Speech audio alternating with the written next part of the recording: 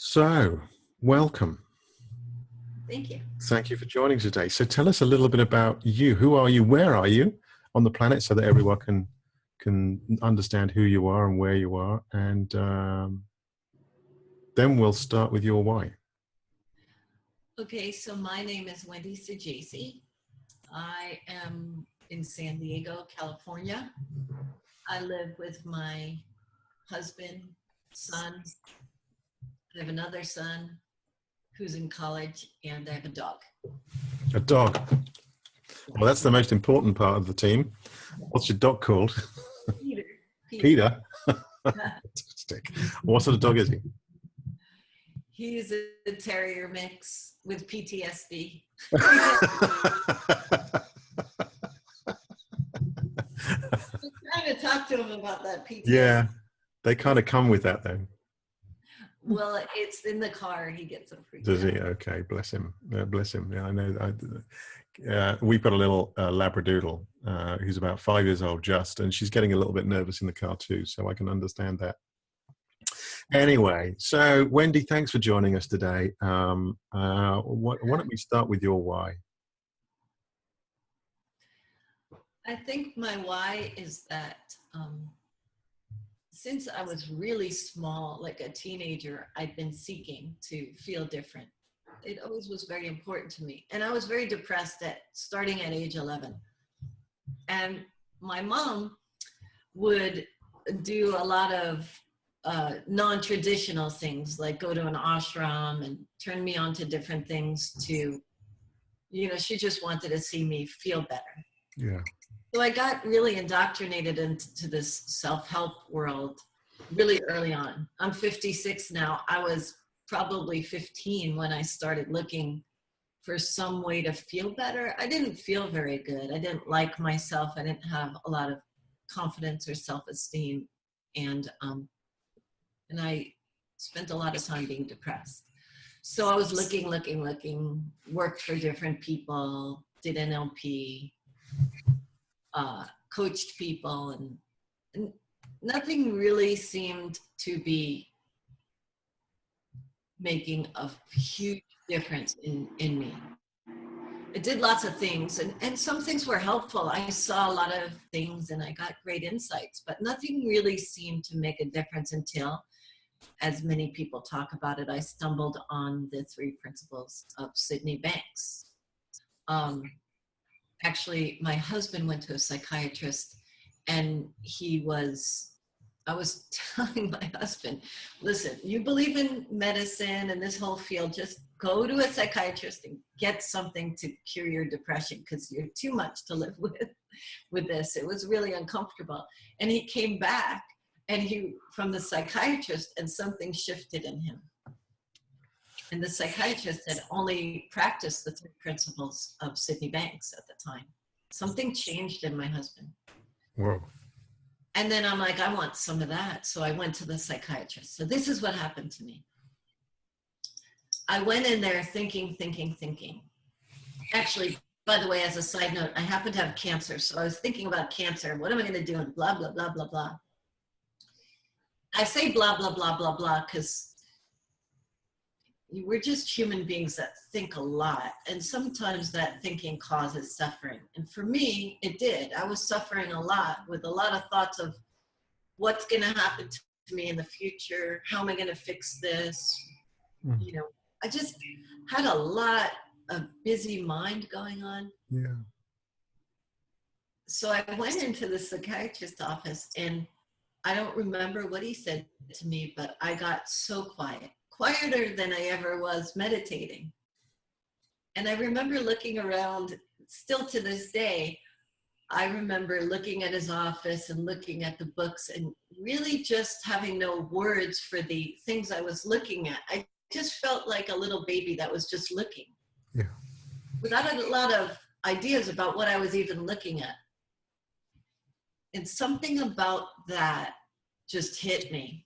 And I had never been so quiet. I'm thinking, what did he do, this guy? Did he hypnotize me? Because I'd done NLP and studied a little bit about hypnosis. So anyway, long and short of it is, then I went and I studied everything I could about these principles.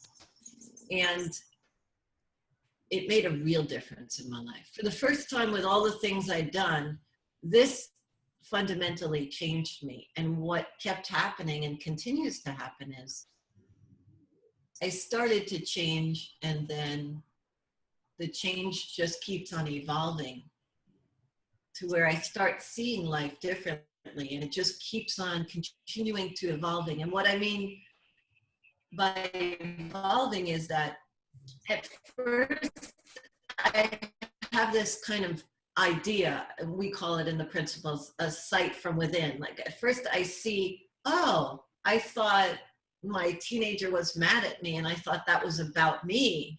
And then I see, oh, wait a minute, that's just about him and his insecure thinking. Yeah. And then when I start seeing differently and understanding what that person is going through, my whole relationship changes. So my why is that I've seen my life change so much. And as I see more, as I understand more about how we work, how we operate, how we just get stuck in thought and we get all contract in those thoughts and they're painful. And how when we just open up to in our feeling of our thinking, we don't have to do anything to change our thinking, even if we're that way. And I just open up. There's so much room for everything. And I would say that everything most important is connection with human beings and love and joy. And just being able to enjoy love while we have it.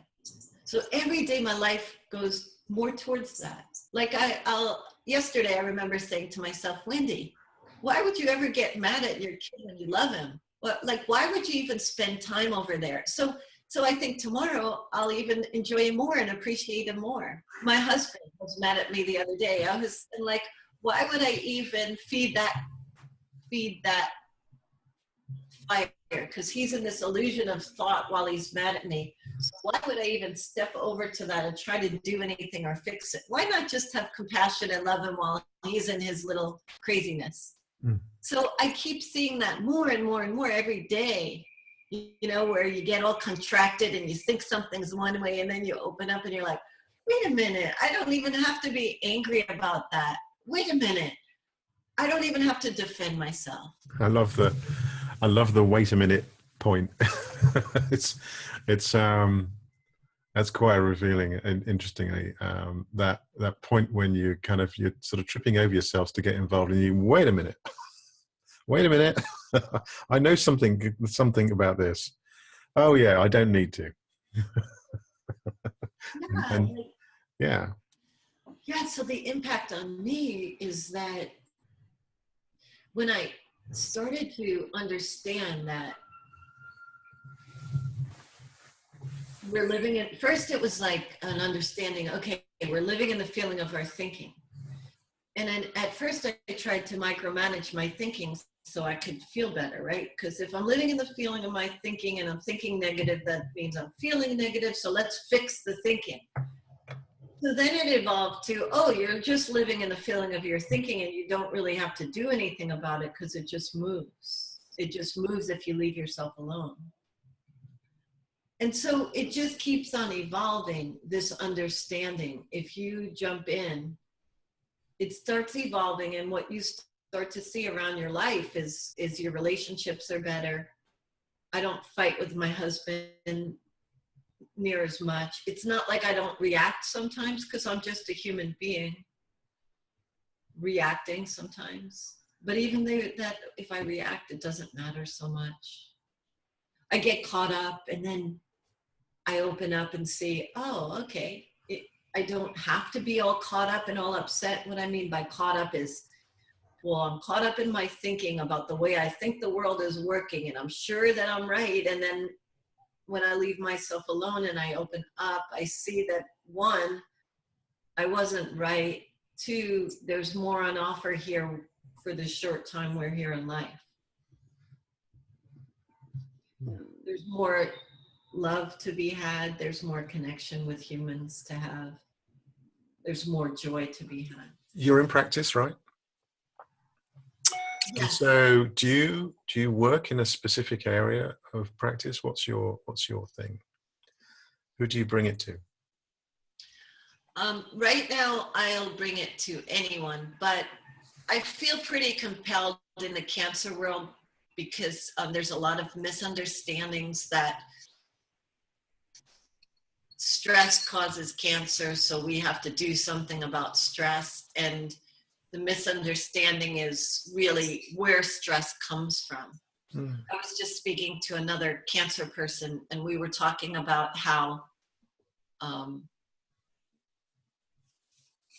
just because your body's messed up and you have cancer, it doesn't mean your mind has to. You don't have to feel bad. And he was talking about how when he had cancer, people talk about, let's fight the cancer. You have cancer, fight it. And he was talking about his experience of there wasn't a fight.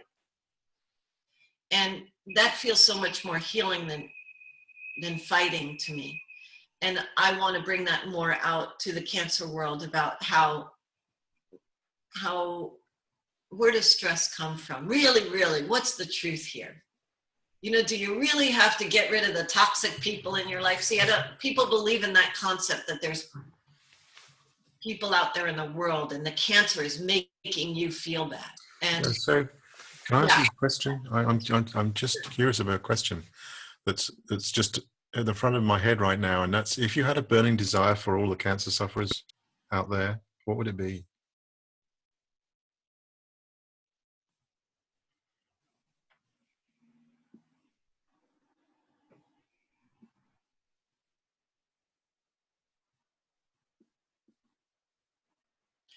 I suppose it would just be peace. It would be the same desire I have for myself. Anytime I have a bad diagnosis, to just drop down into seeing that I'm still okay. And I don't even have to fix the cancer in order to be okay. And I don't, to make a treatment decision, I don't have to wake up in the middle of the night spinning. Like, I've learned that if I'm doing that, if I'm thinking, oh my God, what am I going to do next? What am I going to do next?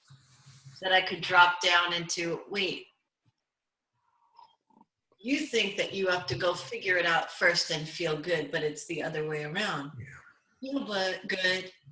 Drop down out of this conceptual mind about what the future holds for you, and you'll figure out what your next step was.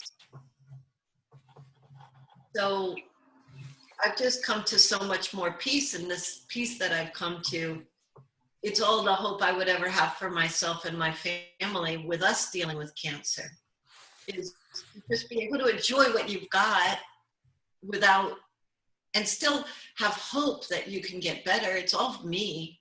Yeah. I still have hope that I can get better, and to just remember that, you know, you're innocent. You're so innocent. We're so innocent. We're just trying the best we can, even if we're upset. There's no judgments. So what, you know, I noticed myself I was at a training, and for the first 4 days, I was really upset. I just was going crazy, spinning, you know.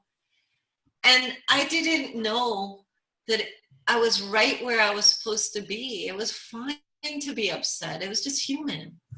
So, like, if I went back and saw me being upset, I would just want to hug her and say, you're supposed to be right where you are right now. There's no better place to be. You're fine. So that's what I'd want the cancer. Yeah, that's a really good reminder for people, isn't it? I have a connection with someone who's a little bit upset right now, and I know that she's fine, and it's okay to be upset, because in a moment it'll pass. And there's a sense of needing to be there almost in that state, because actually I remember probably at the first conference I went to, the first London 3P conference, Bill Pettit was there, and he spoke of he gets excited when he's in a state, he's in a place. He gets in an excited frame just because he knows that he'll see something fresh on the other side. So he's curious about what that's going to be. That's so, I love that curiosity, because I was looking at that the other day, and I was in a situation I used to not like my husband, I thought, was mad at me, and I had some feelings about it, but I remember I felt really curious why. I was really curious because I now have come to this understanding that I get upset for a reason sometimes. Like, I think it's good for me to be upset, but I wasn't judging myself for being upset. I was very curious about, why was I upset? Like, what was I thinking that being upset about him being upset was going to do? Like, if my husband's upset with me, do I have to be upset? Or do I have to be angry? Like, I remember thinking, I have to be angry at him for being upset with me, because then I protect myself. But that's all a lot of concepts. And so I felt very curious about my state of mind. And I started seeing that I was choosing to be upset because I believed in it. Yes. So it just keeps more and more keeps coming. But I just have to say that my husband and I recently, I'm on a mentee training with the Pranskys. Wow. Yeah, I know. We went, so I had my 6 days mentee training, and then 4 days my husband and son came out to the professional training that they had.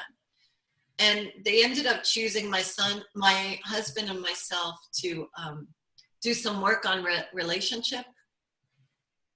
And we got something so big in our relationship where it's very grounded in goodwill, as opposed to this adversarial feeling that we had.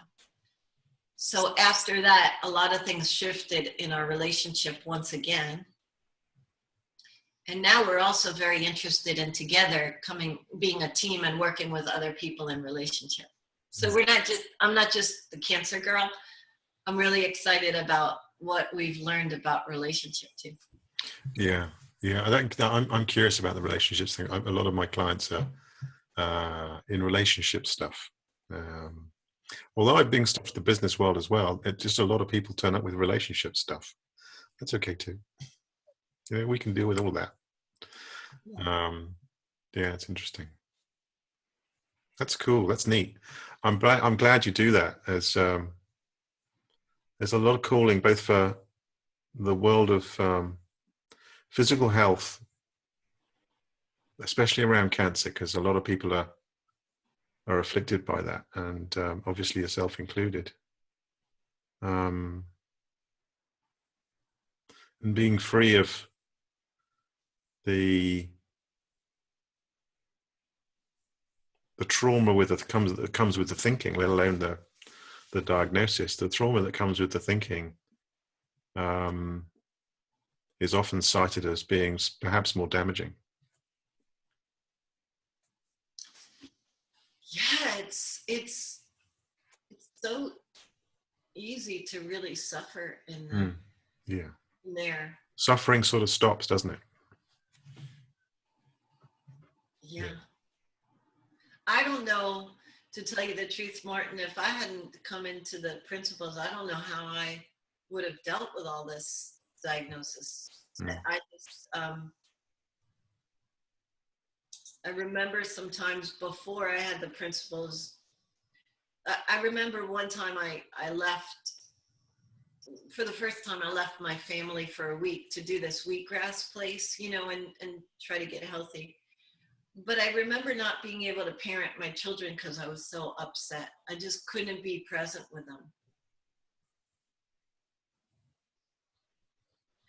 And now it's so different, because even one beautiful thing that even happened is my 22-year-old, he didn't learn the principles with us.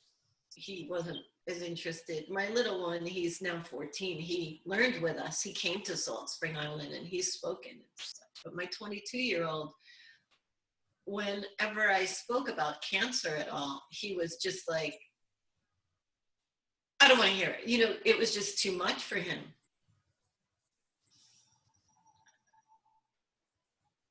And he recently, in the last year and a half, had a big shift with that. And he was home, and I went with him to a doctor's appointment. He's way smarter than me. He's a bio major at UCLA. He's maybe going to go to medical school. And so we went to the doctors, and the doctor told me some not so good news. And my son and I went into the car and we just cried together. Like, I don't have to hold that by myself and hide it from my children. We just sat there and we cried together. And it was just such a beautiful moment. It's like just such a human, beautiful moment to be with your 22-year-old and just cry with him. That's so different than what it was before. I thought I had to hide those things and the fear and all that. And that's just all we're here for, is to connect with each other wherever we're at. And yeah, so that was just such a beautiful moment. I can't believe he came with me to the doctor. That would have been impossible years ago. And so for him, it's not like you even need the principles, because the principles are just at work all the time. He happened to get an insight from volunteering for a camp for children with parents affected by cancer, and that opened him wide up. He volunteered for that camp and had a lot of little kids that's parents had cancer, and that changed his experience. And then now he's on a leadership position for that camp. And I've talked to him about the principles. Sometimes he's interested, sometimes he's not, but the principles are just at play anytime, all the time. And so he got his understanding through something else, and I didn't know that you could just sit there and be sad with your child and just cry, you know? That's so much better than holding and trying to not feel. Like, what is that idea I had so many years that I wanted to not feel? It still comes up for me, like I don't want to feel anything because I'm so afraid of my feelings. But when you understand that they're transient anyway, then you could just, again, what Dickon was saying, open up. In fact, Dickon also said to me, when I once had a bad diagnosis and I called him up, he said to me, you want your children to feel all of it. You know, like I used to think, and I still occasionally think, I used to study something called option, which is a lot of questions to your beliefs. So you see that you are happy. And it's still, to me, very precious because it's just asking questions and you unravel all this thought. And then all of a sudden you're like, oh my gosh, all those false ideas. And then you're back to your happiness. And so it's still a really sweet thing. But I remember I used to think, if I'm choosing to be happy and I'm not choosing it, and I just use blah, blah, blah, so much beating myself up if I'm not choosing to be happy. I thought the place to be was just to always be happy. And so what if you're sad one day? And so what if you react to your husband? Or so what? It's like, it just goes when you have less ideas about it, you know? Yeah, that's interesting.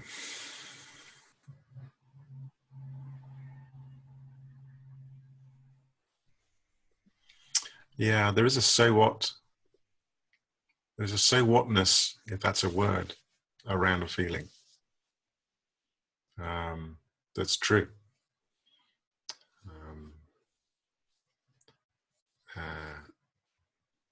Knowing that it'll pass, it's just a feeling, just like it's just a thought. The other day, my kid, the 14-year-old, I'm driving in the car with him, and I said to him, I feel really jealous, and I don't want to feel that way. And he's like, so what? It's not a sin to be jealous. And 2 minutes later, I wasn't jealous. You know? Yeah. So sue me. So sue you. You know you're in your thinking, and you react, or, you know, it's so much nicer to live that way. So what? Well, that was a beautifully touching story with your son.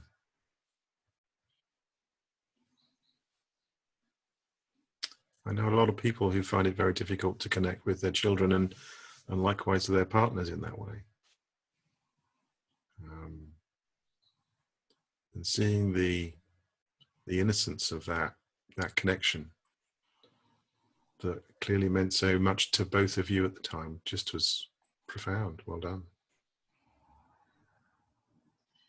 Yeah, it's nice to know there's not a way to do it, and yeah. I don't know.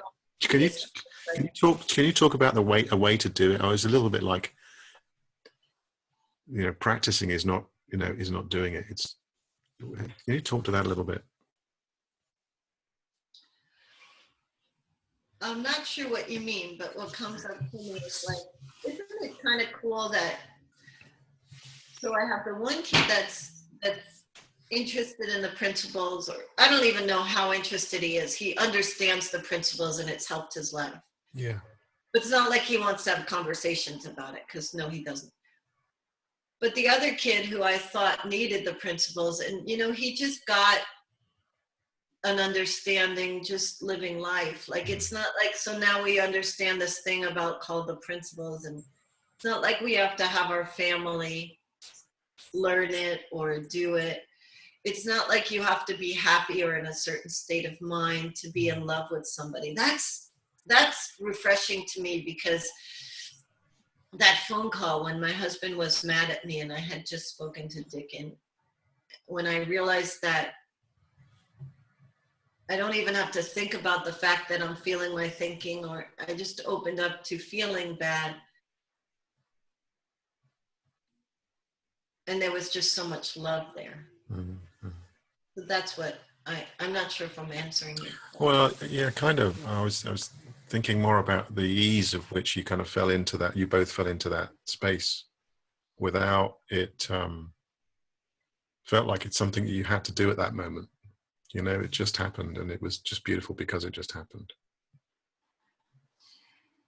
Yeah, it did. And I spoke to somebody recently, a little webinar about how to be with people with cancer.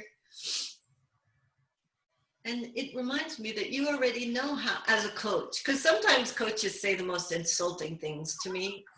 It's hilarious. It's actually really go on. Or people I'm on a few web things, and people, well-meaning people, say things like, well, at least you don't have stage 4, or at least, you know, they just say stuff that the cancer victim ends up being insulted. And or if somebody says to you as a cancer victim, well, it's just your thinking, you know, it's just like, well, you know, that's kind of funny. I've done it myself, but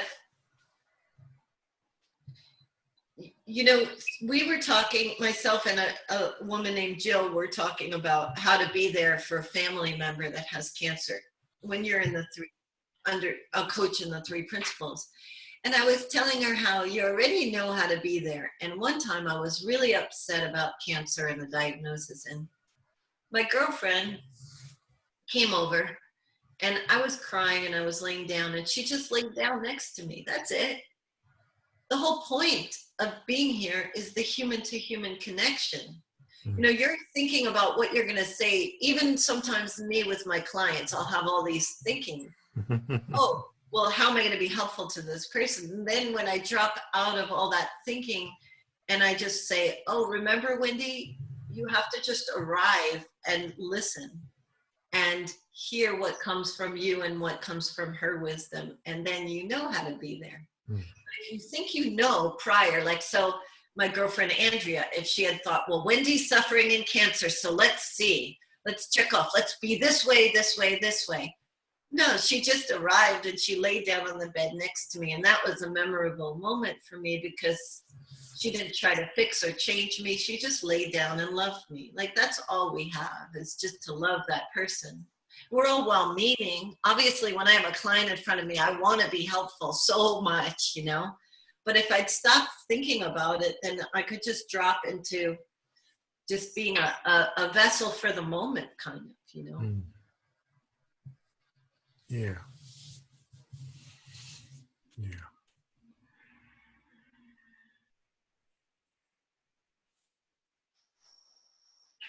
There's a beautiful innocence with that as well, isn't there? That you recognize you don't have to make it up. You don't have to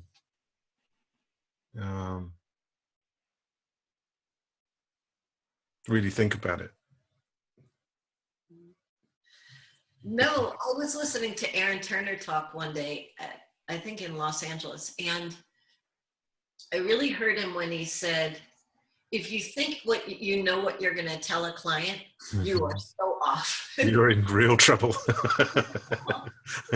You're in real trouble. It's not that I don't think about what I'm going to tell the client or my kid or my husband. I do sometimes go there, and then I remember him saying that, oh my gosh, you're in trouble. You don't have to know what you're going to do. Mm.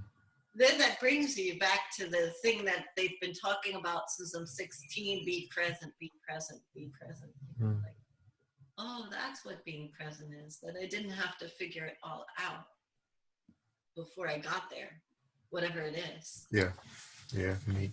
That's the other thing with the cancer thing. You asked me, what would I want people to know? And there's so many little nuances that I'd want people to know, which would be one that you don't have to sit there and figure out your demise to try to be here now. Like, you don't have to go future. You have to realize that that's not helpful. Mm-hmm. You get with another person to ask you why you're doing that, or you get with a 3P person, whatever you do, when you start seeing that that's not helpful, you suffer a little bit less. And the other thing is your wisdom knows what to do. And so when you go in, the other thing that really tripped me up in the beginning is I wanted the doctor to be a certain way. And when you start really seeing that everybody's living in their own world, you don't have to have the people behave in a certain way for you to feel good. Yeah. Feelings are your feelings. Mm-hmm. You're creating them from your thinking. Even if somebody's doing the dance, the doctor's doing the you're gonna die dance, you're the one who's thinking whatever. Yeah, it's your experience. Yeah. When I go to the doctor, it's much more fun. I could just look at him as another human being, and I know if I start getting caught up, it's my own. Yeah, yeah. That's really useful in all sorts of walks of life, actually, not just the place that those that are going through this are, but, you know, even with relationships, I see a lot of people trying to manipulate their partners into being their ideal partner. And because of their perception of what they want, or what the future is, or what, and it all starts to go haywire then. Same deal, I guess, with what's going on with your carers. You need to show up in a certain way. Well, you don't. It's still your experience at the end of the day, and you can change your experience.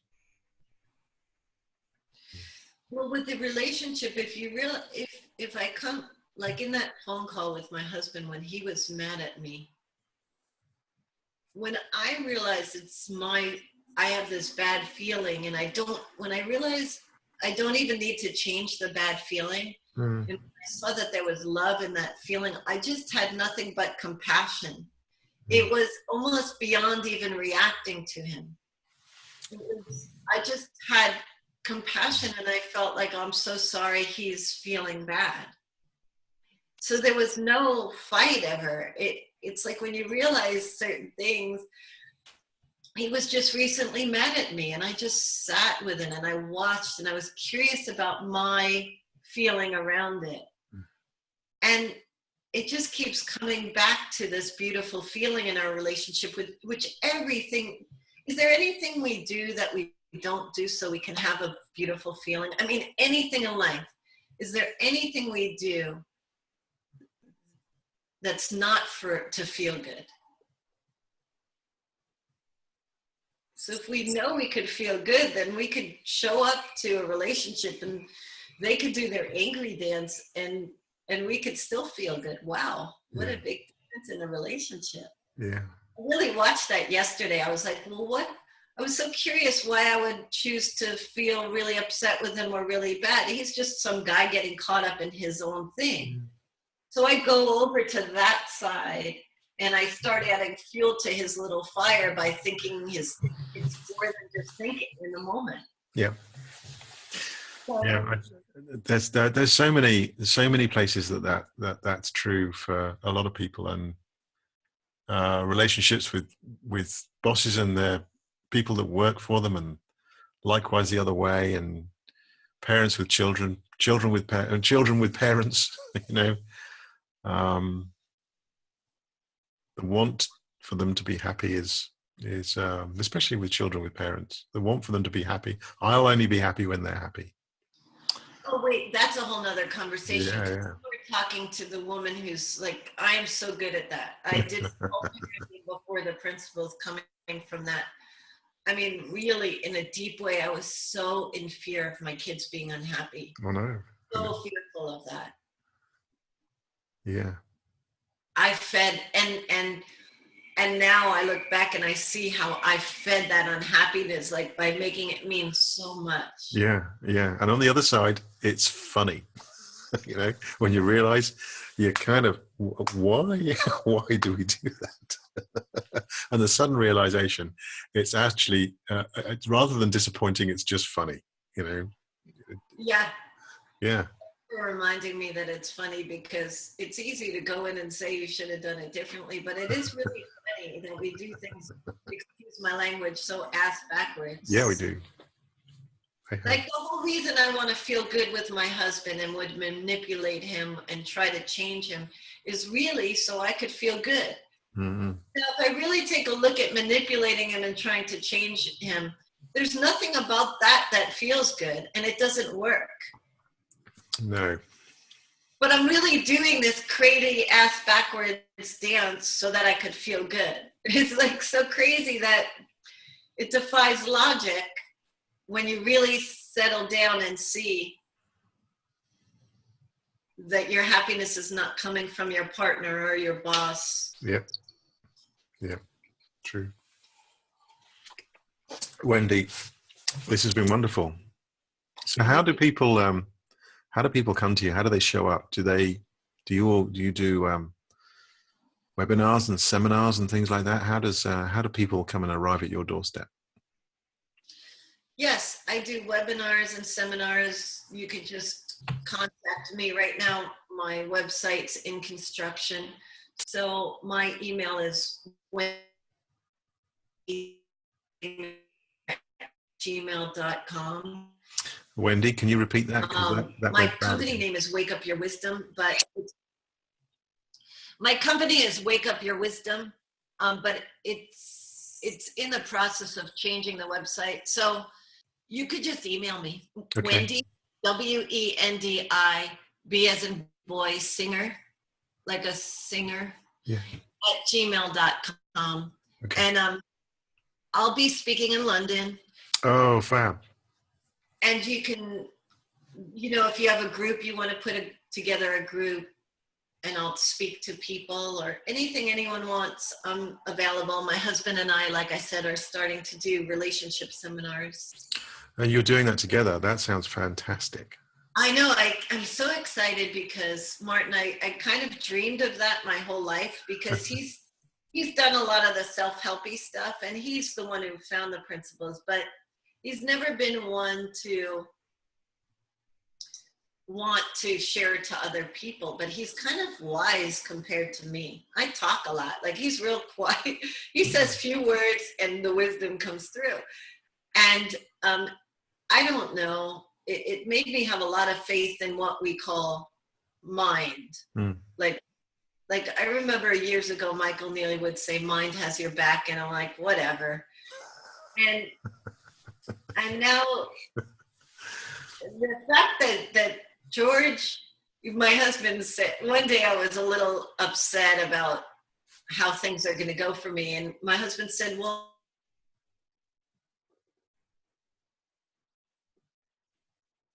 mind has your back.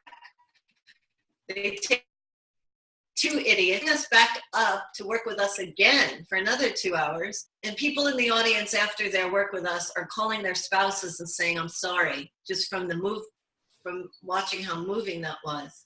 Like, so Wendi, so you say to me, Wendi, so how not see that in your back? So it really made me see something. And so then he's retiring in November.